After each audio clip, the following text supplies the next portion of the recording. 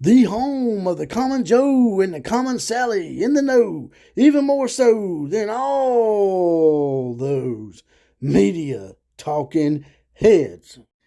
Don't you just love it when organizations and people forget where they came from?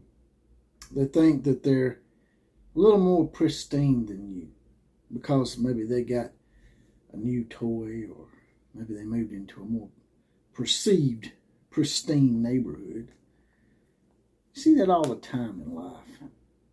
And this analogy sort of compares to the Utah Utes out in Salt Lake City. 13, 14 short years ago, Utah was a G5 school, begging for attention, wishing they could be one of those teams in a Power 5 bowl, getting that little invitation that they give as charity to those group of 5 teams. Well, they got the big invite. They got to move in that pristine neighborhood. And now all of a sudden I see all these Utah fans sneering their nose at BYU. And I'm thinking, BYU has been able to beat the big boys for quite some time. Utah's had their fair share too. But don't you just love it when you forget, these people forget where they come from? And then it seems like it always happens. Karma comes up and bites them right in the old ass. Let's talk about it.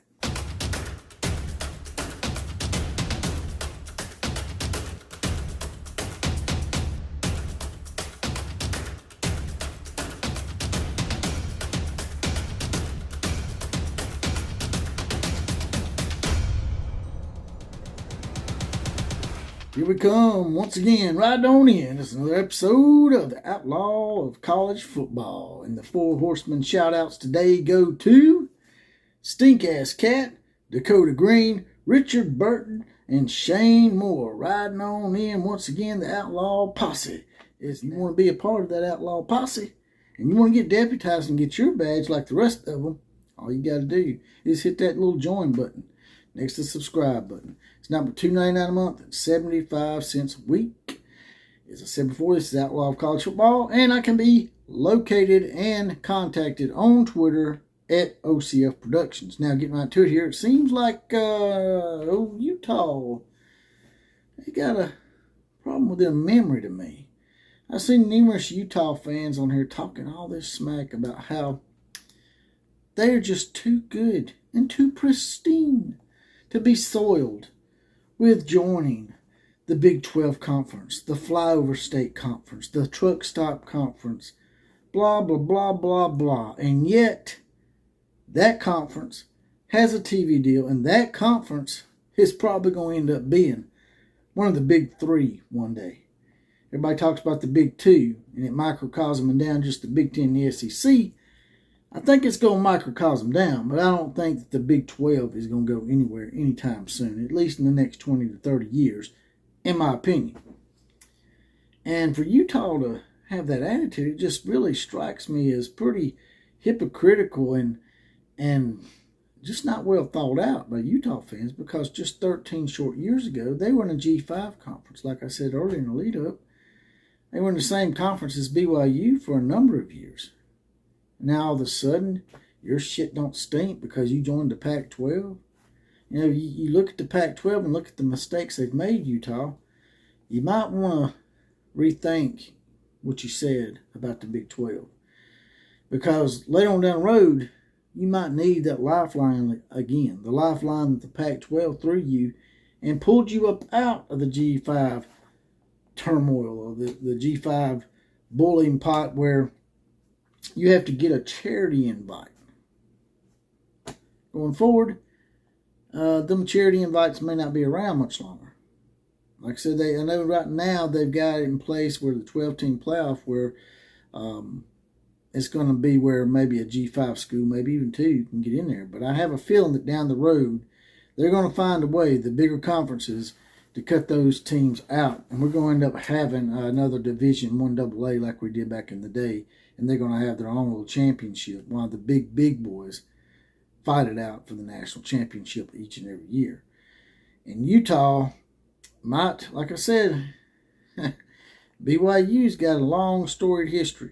All they've ever needed was a Power 5 Willy Wonka golden ticket. And they finally got that. And now, Utah can't hold that over their head. I think Utah enjoys holding that over their head by saying, hey, look at us. We are in a Power 5 conference. Come play for us.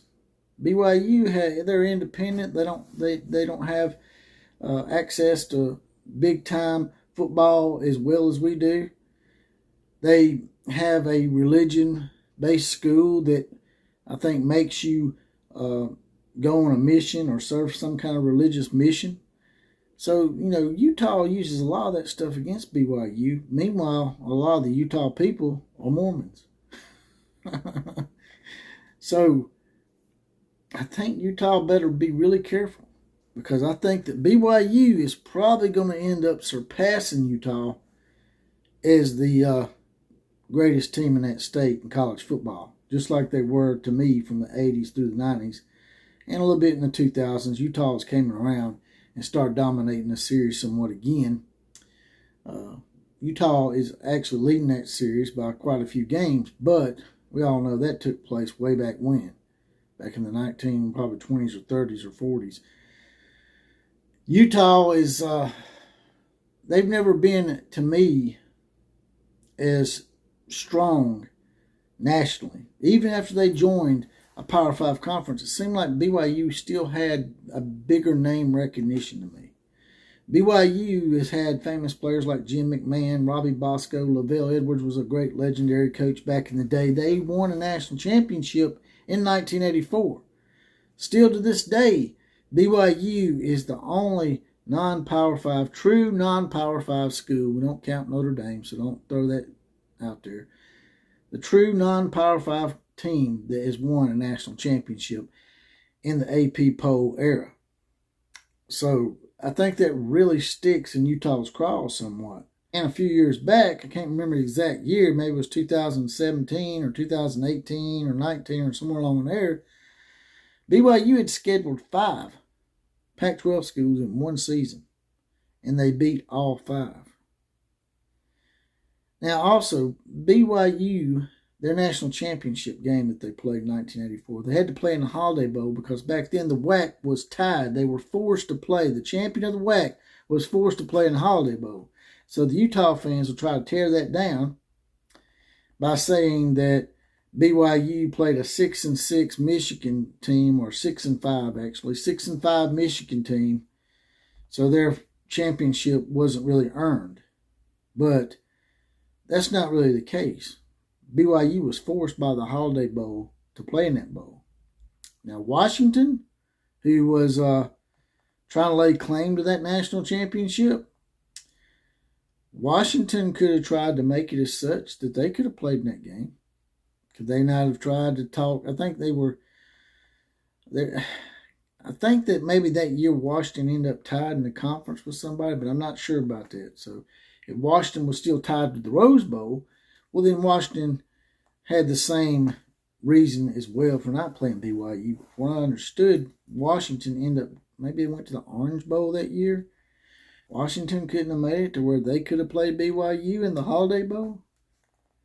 I don't know. I mean, y'all do some investigating on that, because I really think that Washington, like I said, I think for some reason they were tied with somebody else in the Pac-12, and they had a rule back then if you'd been to the Rose Bowl or something the previous year that the team that hadn't been in the longest got to go, regardless if their record was better overall. So, y'all try to tear that national championship down, but BYU didn't have a choice in the matter. They had to play Michigan, and at least it was a big-name school, so you really can't say anything, and it ain't like they were voted national champions by Mickey Mouse University or something, or the Mickey Mouse Network like, Central Florida was. But these were actually recognized polls that everybody goes by back then. That was the standard, the AP poll and the UPI poll, which ended up being the coaches poll, and then later on the USA Today poll.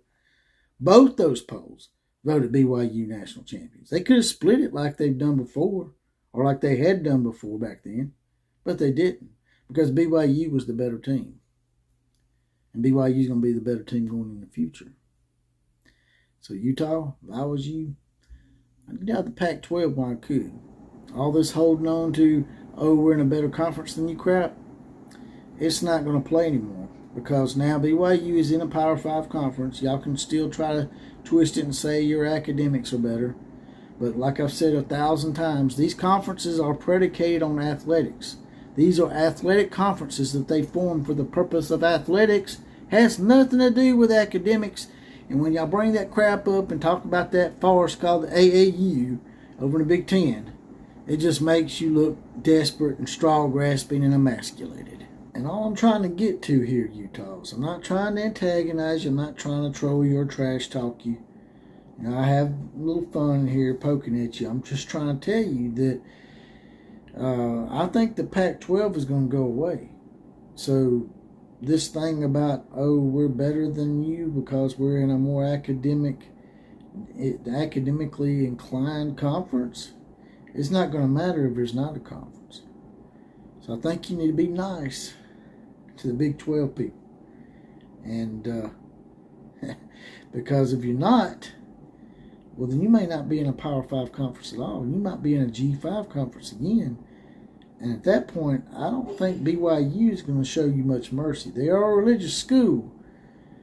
But they're going to remember some of the things that you said and did. And the other Big 12 members as well.